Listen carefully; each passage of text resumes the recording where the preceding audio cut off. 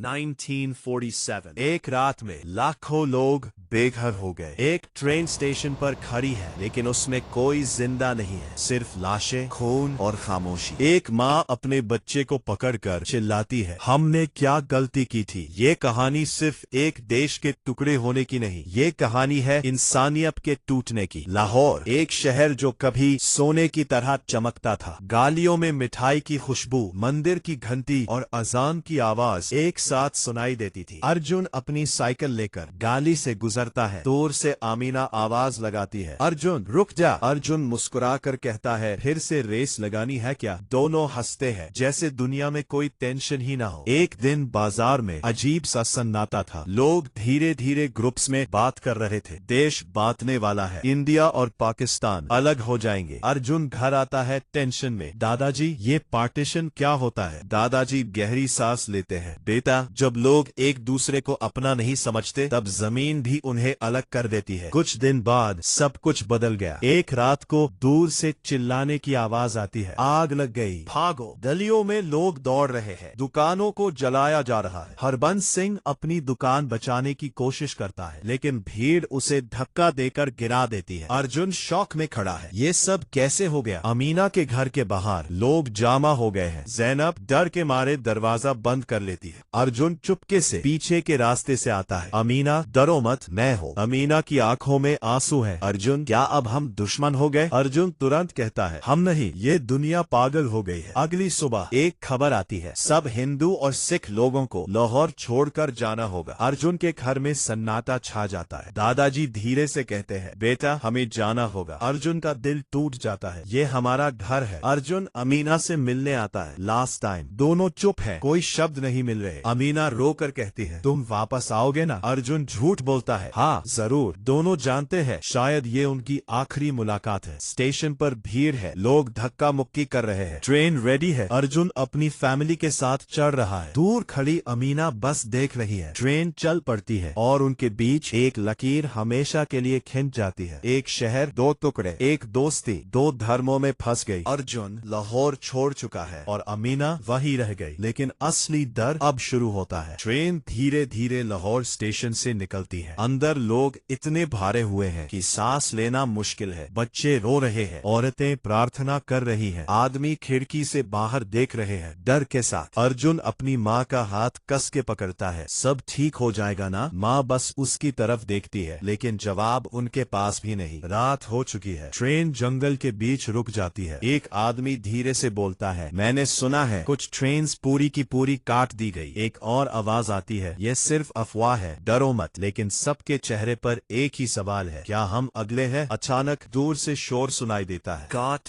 दो। ट्रेन के बाहर लोग तलवारों और लठियों के साथ खड़े हैं। पत्थर खिड़कियों पर पड़ने लगते हैं, लोग चिल्लाने लगते हैं। अर्जुन अपनी छोटी बहन को गले लगा लेता है। एक आदमी चिल्लाता है, दरवाजा बंद करो, लेकिन देर हो चुकी है। दरवाजा तोड़ दिया जाता है। भीड़ ट्रेन के अंदर घुस आती है। हर तरफ अफरा तफरी, कोई किसी को नहीं पहचान रहा। हरबंस सिंह एक तलवार उठाकर अपनी फैमिली को बचाने की कोशिश करता है। जो मेरे परिवार के पास आया जिंदा नहीं बचेगा। अर्जुन का दिल जोर से धड़क रहा है। उसकी आंखों के सामने लोग गिर रहे हैं, खून, चीखे और दर्द। एक झटके में अर्जुन अपनी माँ का हाथ खो देता है। माँ वो भीड़ में खो जाती है। अर्जुन पागल की तरह ढूंढता है, लेकिन सिर्फ लाशें मिलती है। उसकी बहन चुप हो गई है, इतनी डर गई है कि आवाज भी नहीं निकल रही। सुबह होती है, ट्रेन फिर से चल पड़ती है, लेकिन अब सब कुछ बदल चुका है। अंदर सिर्फ खामोशी है। जो लोग जिंदा है उनकी आंखों में जान नहीं है, और जो मर चुके हैं वो हर जगह पड़े हैं। अर्जुन एक कोने में बैठा है, उसकी आंखों से आंसू भी नहीं निकल रहे। वो बस धीरे से कहता है, मैं उन्हें बचा नहीं पाया। लाहौर में अमीना अपने घर की छत पर खड़ी है। दूर से धुआं उठ रहा है। जैनब कहती है, अब ये नया मुल्क है, सब ठीक हो जाएगा। अमीना धीरे से कहती है, लेकिन अम्मी मेरा दोस्त तो चला गया। उसकी आंखों में सिर्फ एक ही तस्वीर है, अर्जुन की। ट्रेन फाइनली इंडिया पहुंचती है। स्टेशन पर लोग खड़े हैं, अपने अपनों का